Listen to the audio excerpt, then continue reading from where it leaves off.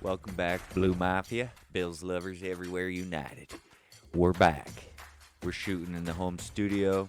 The guys from College Game Day are right to my left, live muted. I can't listen to them, but they were just talking about Jack Doan last week when he got his shoulder dislocated. It's week 3 around the NFL. It's Washington football team week for the Buffalo Bills here in the 716. Skin in the game. If you didn't read the Hump Day Checkdown at BLEUMAFIA.com, read it. We do the Hump Day Checkdown every Wednesday. Shoot the pod on Saturday so you can watch the pregame show. And also, remember the pregame dump Sunday morning. You can always read my final game prediction and my final analysis on what I think's about to happen at kickoff. That's the pregame dump. And right after the game, or whenever you feel like it, you can always count on me writing the post-game wrap-up right after sort of my post-game, when you cut the tape off the ankles, cut the tape off the wrists, whatever else. And that's about it. So we're going to preview, as you know, it's the pregame show. We're back. So we're going to preview the Washington football team in the first segment, and then we will take a quick break, and then we'll come back in part 2 if you want to stick around. If you're a fan of the NFL and you like looking at the quarterback matchups and quarterback implications for the week, or if you just like hearing about the skill positions and good defense and all the FanDuel players around the league. We got top 5 implication games in part 2. So stay tuned for 1 and 2. Or, get on down the road. Let's do it.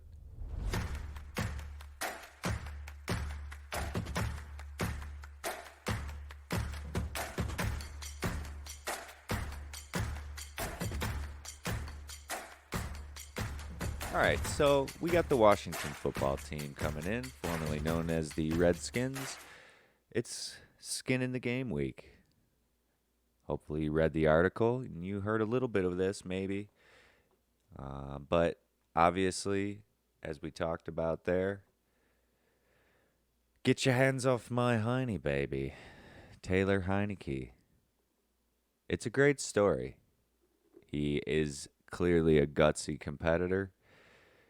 It's going to be interesting to see how he can manage 4 quarters on the road. I heard, I believe, Peter Schrager on his weekly $1 million picks with Bill Simmons say that this is actually Taylor Heineke's first career NFL start on the road, which I found to be remarkably interesting. What a great place for him to get started. I have the J.P. Lossman best worst jerseys ever because we're a little seditious. Here at Blue Mafia, we decided to wear the same outfit we did last week because of how absolutely savage the defense was. I said last week that I didn't want to let Tua have any fun, and A.J. Epinesa, Matt Milano, and the rest of the defense, along with Greg Rousseau, made plays. I also tweeted before the game that 50 and 57, no, not 57, 58, we're going to make a big play, which is Milano. I did not call AJ. Clearly, he's going to be getting a lot of opportunities. Star Latulele eating up 1, 2, 3 even men on the defensive line, and offensive line, him eating up offensive linemen. That's going to open up people on the outside, but you like some of the guys we have behind him too, Justin Zimmer, obviously. But if we can get our hands on that Heiney, their run game, Antonio Gibson, is very impressive. He did a lot with not much last year with Alex Smith limping around. They weren't able to do much last year, and they were able to impress with Jack Del Rio calling the defense, but they've been extremely underwhelming thus far, which is surprising because they have a lot of talent. Landry Collins, very talented. Montez Sweat, very talented. Obviously, Chase Young, we know, is borderline human. I saw him in a press conference, and look, I am at the lightest weight I've been in a while. I'm at like little fighting weight. But Chase Young looks a little bit thin for his mammoth size. He was a lot bigger, more ripped, sort of more muscular. He looks a little bit like he hasn't. Look, I'm not saying he hasn't been training, but maybe he altered his training, maybe altered his diet. But we'll see how he responds. That defense, I do believe, is in for a good game. Now, as we know, everyone around Western New York has at least something to say about how the quarterback in Buffalo's been playing, and I don't really have any issue with how Josh Allen has been playing thus far. People are sort of saying, "Oh, back to 2019," and talking about completion percentage and things like that. And look, it's a big shot type offense. We put up 35 points. We took care of business. It's a dub. Now the loss to the Steelers could certainly come back to bite us later in the year in the playoffs, and it does seem like Josh Allen is expecting more out of himself, as we know, but I don't need him to expect that much out of himself. He's already proved that he can do it. I don't need him to keep proving himself. I need him to keep proving himself to his teammates, which seems to be his MO. So that as long as he maintains that, that's all that's important is his teammates, and the fans will they're gonna boo when you lose, regardless of where you are. But that Redskins defense could stand up. Who is gonna stand up? Who will stand up? Will it be Josh Allen and the newly crowned local king of being a smiley, good diva wide receiver, Emmanuel Sanders?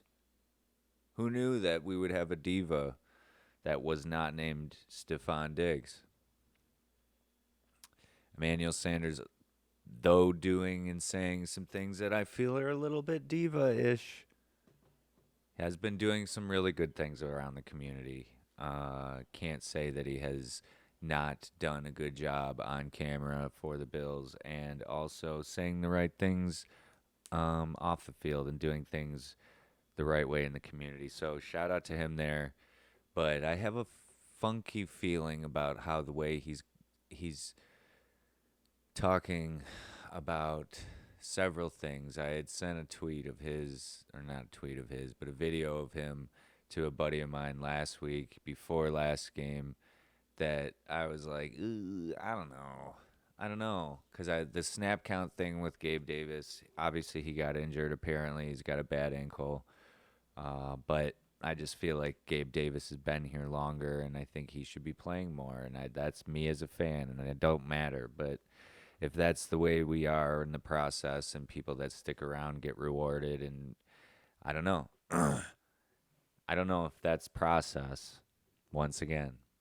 I don't know if it's process to have guys just come in and want to chase a ring and then chuck up their deuces, chuck up their peace signs. I don't know. I'm being tough. I'm criticizing. I'm on a podcast. But hey, if he was in my locker room, I'd feel a little bit weird and it would distract me a little bit. So, I don't know. It is what it is. He wants to win. What are you going to say? You don't want guys that want to win? That's all you can say about that. So, if he wants to win, hopefully he wants to win as much as everybody else. Hopefully everybody else wants to win as much as he does. because he wants the Super Bowl, and clearly he thought that Buffalo is a place that he could win one. So, um, let's fucking go, right? Let's get to the quarterback.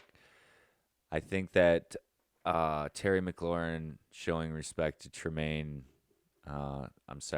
White. I think that's cool, but like I said, I think sometimes these guys say really nice things about each other so that they don't get an extra shot here or there. But we got to give the shot. Get the shot. Give the shots. Give all the shots this year, boys. Love to see Milano flying around with like his hair on fire. Love to see Tremaine Edmonds laying the lumber.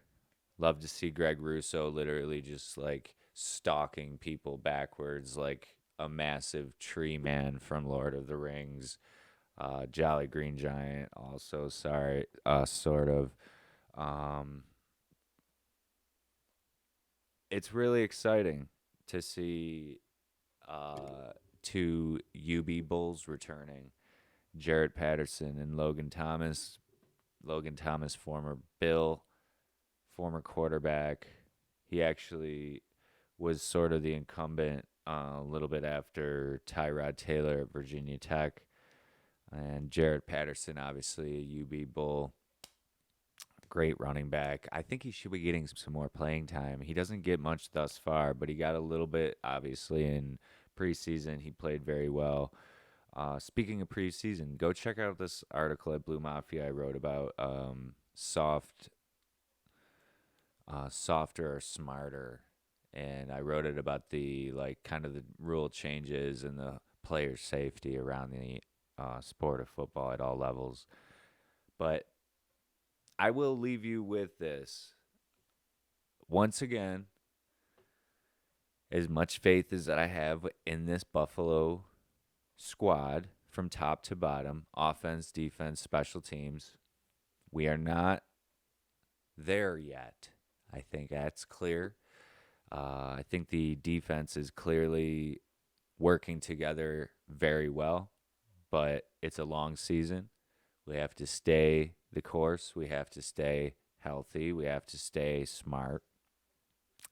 Offense, I feel as though they all know how good they can be. The offensive line needs to understand that they are in this for the long haul. And like I said last week, they need to know that they're going to need to protect the pass game for at least 30 to 35 to 50 times a game from now until February if you want to win a Super Bowl. So we have depth at pretty much every position, but offensive line, I feel like, but defensive line is so deep that we're going to be able to get to any quarterback, and that's exciting because I think our defense really, really is special this year, and barring any setbacks physically, injury-wise, I think that defense is going to have us in just about every contest that we have. So it's going to be an exciting ride. Don't be too hard on the kid quarterback because he'll be fine. So stick around. Thanks for listening, everybody. If you want to stick around for the NFL implications, top 5 quarterback matchups, I'll be right back.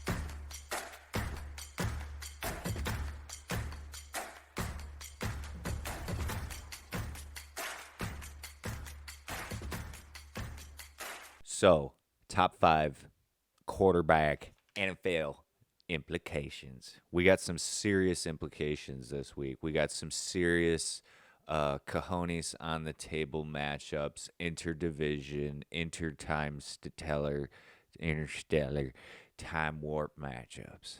We got some serious quarterback gunslinging, sheriff riding into town, riding out of town, getting shot in the front, shot in the back, gunfire everywhere. Call the fucking warden. We got shootout on shootout everywhere. I even got 6. I got 6. I couldn't even decide. I'm going to let you guys decide, even though we don't have it like that. But we're going to leave it up to you. You can vote in the comments or vote in the Twitter. But Chiefs-Chargers. Obviously, that one sounds exciting. I don't really understand how that one is at 1. Um, that can't be. It's got to be at 4, right? Chiefs Chargers. Let's check it out. Check it out. But obviously, Chiefs Chargers is going to be exciting. A lot of fireworks there. Justin Herbert, as you know, he is my fantasy fanny cordy back in the Money League. But 1 p.m. It says 1 p.m. I'm here on the East Coast. It says 1 p.m. Chiefs Chargers. It's got to be in KC, right? Yeah, it's at Kansas City. So it's going to be loud. It's going to be crazy. Last week, Justin Herbert was able to once again throw up numbers, throw up long, absolute fireballs. His ball comes in from so high, but it comes in so straight. It's like just a hawk coming down, downwind. But he's going to be playing in Arrowhead. We know how great the Chiefs are. I still don't like the Chiefs, but it was nice to see that they had to take one on the chin versus the Ravens and do it on prime time. So they're gonna be in trouble because they can't allegedly stop anyone. Everyone is very critical of the defense. I still think that they're so good offensively that the defense is just a little spoiled and they will wake up and produce. Especially Tyrann Mathieu will get that defense going. But the Chargers are a little bit scary, and you could be looking at a Chiefs team that 1-2, and then big question marks there. So implications, who knows? You don't think the Chiefs are going to just blow them out because Herbert's obviously going to give you a chance. You know, if he has the ball, he's going to give you a chance. So next one, going over to the other side of the earth, not really, but over a little ways in the world of the United. Bengals Steelers. We have Joey Burrow, who is once again going up against the firing squad with very minimal protection and very good weapons on the outside. But as we know, T. Higgins, doubtful. That's concerning as he has been injured quite a bit, even though he produces very well. Steelers, obviously, everyone is saying Big Ben could be done. And though I do think he is close to being done, I think he still has enough. He has enough around him. If they can just get a rhythm, they're going to be able to win games, but not if they have significant injuries on defense, which they had a few light injuries. We'll see there. But Bengals Steelers is always good. It's going to be dirty. It's going to be grimy. There's going to be dirty hits after the whistle. That one's just going to be good. But changing of time, changing of the guard, young, old. Can Burrow answer the call? Or will he get carted off? Bucs, Rams. I need to see this. This one is going to be exciting for me because I have to think that the defenses in both of these games are too aggressive and too egotistical in the best way that I can say. Egotistical athletically and emotionally as a unit defensively. Both teams, the Rams and the Bucs. I hope they get after the quarterbacks. I hope it's a blitz-a-thon. I hope that they don't just sit back and just try and get 4 or 5 picks on each quarterback. I hope that they hit. Implications. I hope that they get hit. I hope they get hit often. I hope that one gets real rowdy. I hope that Bucs Rams game. We got Ndamukong Suh on one side and Aaron Donald on the other. Come on. It's going to get grimy. We're going to see hats flying, hair flying, mouthpieces, bloody lips. People are going to get smacked around in that game. And if it's Brady getting smacked around like a rag doll, or if it's Stafford getting dragged around like a rag doll, I'll be smiling. Implications. Packers 49ers. Now, this one's just a little bit tin hat for me. Tin hat Tim. I have a little bit of a conspiracy for this one because I'm thinking that Aaron wants to go to the 49ers. I mean, I'm thinking that's the right place, right? But then they get the young quarterback. They also get a young quarterback. So now Trey Lance is there. Jordan Love is in his backyard. And Aaron Rodgers, despite his lemongrass, lemon juice, sun-drenched Pantene Pro V hair, he's in a rock and a hard place now. Because where's he going to go? Miami? Is he going to go to Miami? Where's he going to go? So, Packers 49ers, I have a theory, tin hat theory, that he wants to go there, but they have a backup. They have a backup plan behind Jimmy Garoppolo. And even though I don't like Jimmy Garoppolo that much as a player, I think he's one of the most overrated players, I do think that he has looked good this year. He deserves some credit this year. What are we going to do if he takes a lick to Aaron Rodgers? What are we going to do if they just pound the rock?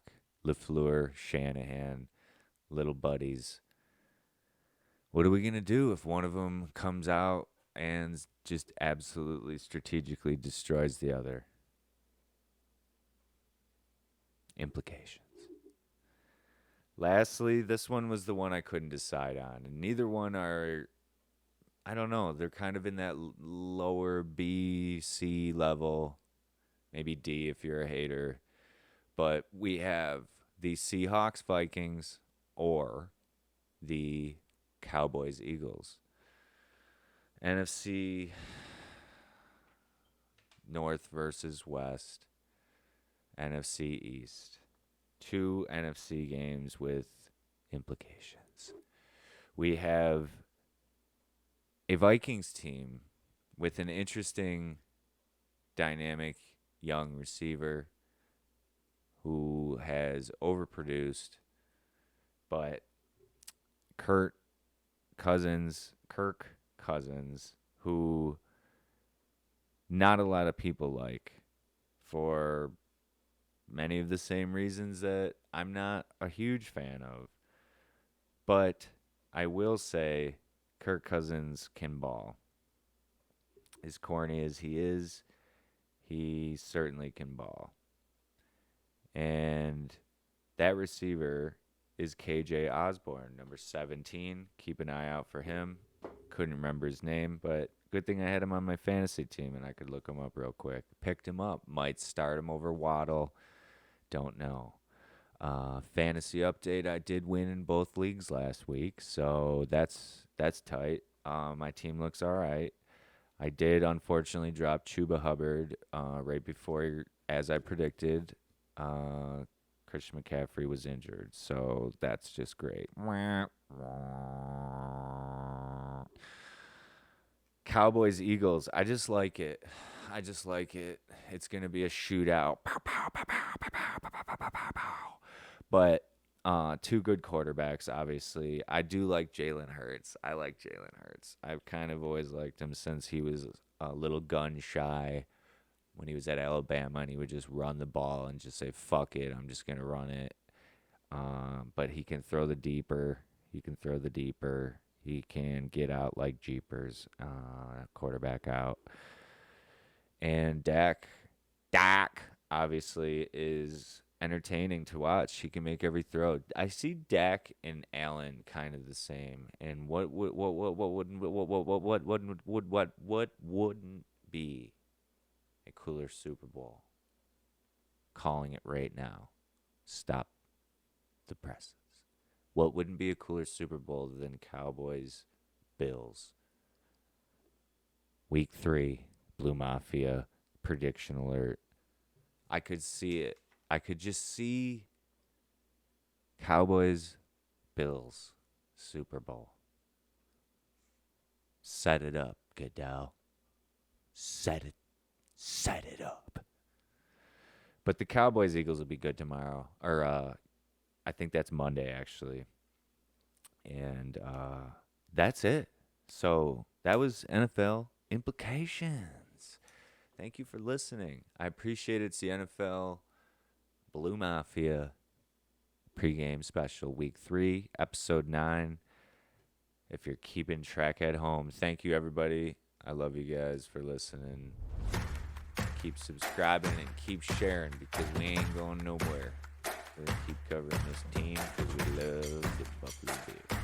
Thanks. We'll see you guys.